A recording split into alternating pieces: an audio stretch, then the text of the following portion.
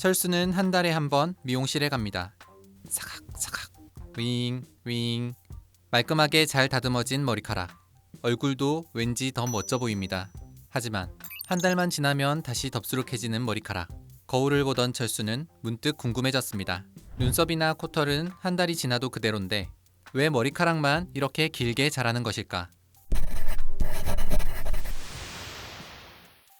머리카락, 눈썹, 코털. 이름은 다르지만 사실 인체의 모든 털은 모발이라고 부릅니다. 단백질의 일종인 케라틴이라는 성분으로 이루어진 모발은 손바닥이나 발바닥 등을 제외한 우리 몸 전체에 고루 퍼져 있는데 그 수는 대략 500만 개 정도가 됩니다. 모발은 다시 베네솜털, 솜털, 종말털로 나눠지는데 베네솜털은 태아의 피부에 있는 부드럽고 엷은 털로 보통 태어나기 전에 탈락된다고 합니다. 솜털은 피부를 덮고 있는 부드럽고 엷은 모발을 말하고 종말털은 굵은 모발로 머리카락이나 눈썹, 속눈썹, 코털 등이 바로 이 종말털에 속합니다. 그렇다면 머리카락이나 눈썹, 코털은 우리 몸에서 어떤 역할을 하는 것일까? 먼저 머리카락은 외부의 충격과 자외선으로부터 두상을 보호하고 추위나 더위로부터 우리 몸을 지켜주는 일을 합니다. 눈썹은 이마에서 내려오는 땀이 눈으로 흐르는 것을 막아주고 속눈썹은 먼지나 벌레 등의 유해 물질로부터 우리 눈을 보호해주는 역할을 하고 있으며 코털은 일종의 필터 역할을 하고 있습니다. 사람은 보통 하루에 1만 리터의 공기를 들이마시는데 사실 공기에는 산소뿐 아니라 먼지, 진드기, 바이러스, 곰팡이 같은 이물질도 들어있습니다.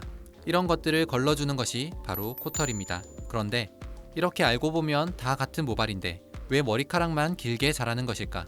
그 이유는 바로 털마다 그 성장기가 다 다르기 때문입니다.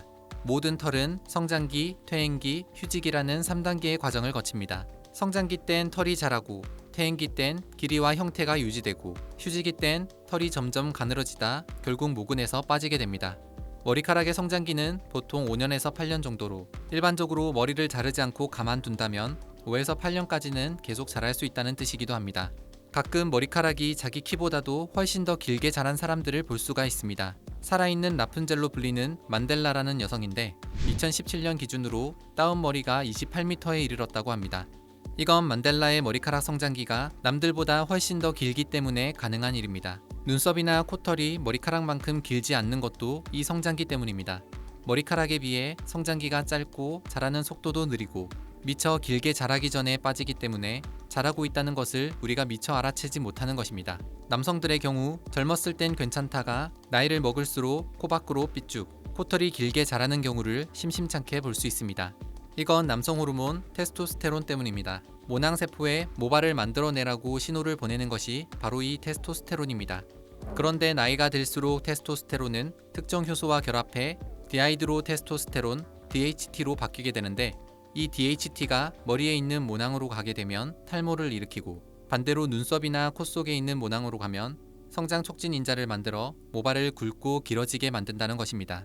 그런데 이렇게 코털이 삐쭉 튀어나와 보기 싫다고 함부로 코털을 뽑았다간 큰일이 날 수도 있습니다. 피부에 깊이 박힌 코털을 힘주어 뽑다 보면 모공에 상처가 생기기 쉬운데 자칫 이 상처에 세균이 감염돼 혈관을 타고 이동하다 보면 뇌막염이나 폐혈증까지 일으켜 목숨까지 위험할 수 있기 때문입니다. 절대 코털은 손으로 뽑지 말고 코 밖으로 튀어나온 부분만 작은 가위로 잘라주는 것이 좋다는 사실 기억하시면 좋을 것 같습니다.